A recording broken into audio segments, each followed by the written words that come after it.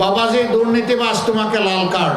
24-এর 5 August যেমন একটা বিপ্লব হয়েছিল, আবার 26-এর 12 ফেব্রুয়ারি একই ধরনের আরেকটা বিপ্লব ঘটাতে হবে। সেই 24-এর বিপ্লবটা ছিল বুলেটের বিরুদ্ধে, এবারকার বিপ্লব হবে ব্যালটের মাধ্যমে। এই নির্বাচনে 11 দল 22টি হাত আমরা একত্রিত হয়েছি। তার মানে এদেশের আপামর জনগণ একত্রিত হয়েছে।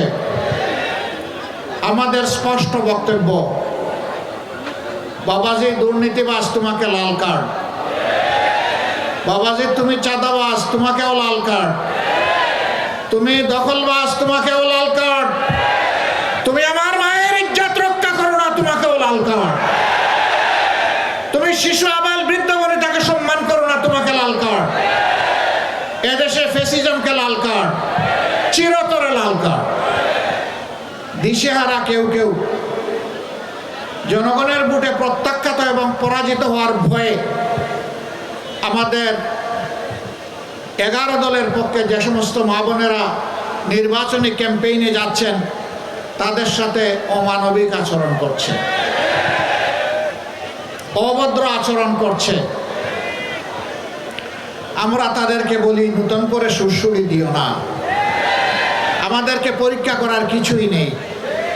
দলটি এমন, তার কর্মীরা এমন, তার শুভাকাঙ্ক্ষীরা এমন, তাদেরকে যারা ভালোবাসে তারা এমন যে হিমালয় পর্বতের সামনেও তারা মাথা নত করে না। তারা শুধু মাথা নত করে আল্লাহ সুবহানাহু ওয়া তাআলার দরবারে। সুতরাং আমাদের ধৈর্যের পরীক্ষা নিও না। মনে রাখবা, আমাদের জীবনের চাইতে আমাদের মা বোনদের ইজ্জতের দাম আমাদের কাছে অনেক বেশি। সুতরাং বেয়াদবি করলে আগুনের ফুল কি দেখতে পাবা। আজকের যুব সমাজ আর বস্তা পচা রাজনীতি দেখতে চায় না। 54 বছর যেই রাজনীতি বাংলাদেশকে অন্ধকার গলিতে ঢুকিয়ে দিয়েছে, কোন কোন রাষ্ট্রের তাবেদারে পরিণত করেছে, আমাদের যুব সমাজ চিৎকার দিয়ে বলেছে আমরা ওই বাংলাদেশ আর দেখতে চাই না। যে আমরা যদি এ দেশ পরিচালনার সুযোগ পাই, আমরা এ দেশের মালিক বনতে চাইব না। আমরা ইনশাল্লাহ এ দেশের সেবক হব। আমরা কথা দিচ্ছি, আমাদের কোনো জনপ্রতিনিধির সম্পদ লাফিয়ে লাফিয়ে বাড়বে না, আমরা বাড়তে দেব না।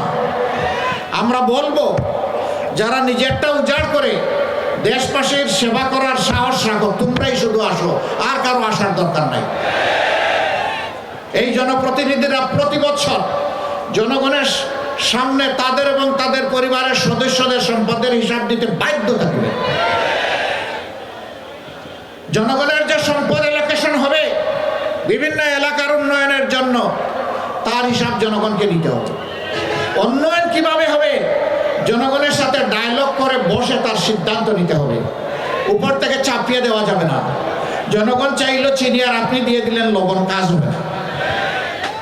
জনগণ যাই চাইবে জনগণকে তাই দেওয়ার চেষ্টা করতে হবে। সম্মানিত দেশবাসী, সম্মানিত যুব সমাজ, তোমাদের হাতে আমরা বেকার ভাতা তুলে দিতে চাই না। আমরা তোমাদের হাতগুলোকে দেশ গড়ার কারিগরের হাত হিসাবে তৈরি করে তোমাদের হাতে সম্মানের কাজ তুলে দিতে চাই। তোমরা যেন চিৎকার দিয়ে বুক ফুলিয়ে বলতে পারো, আমি এ দেশের গর্বিত নাগরিক, আমিও দেশ গড়ার একজন কারিগর।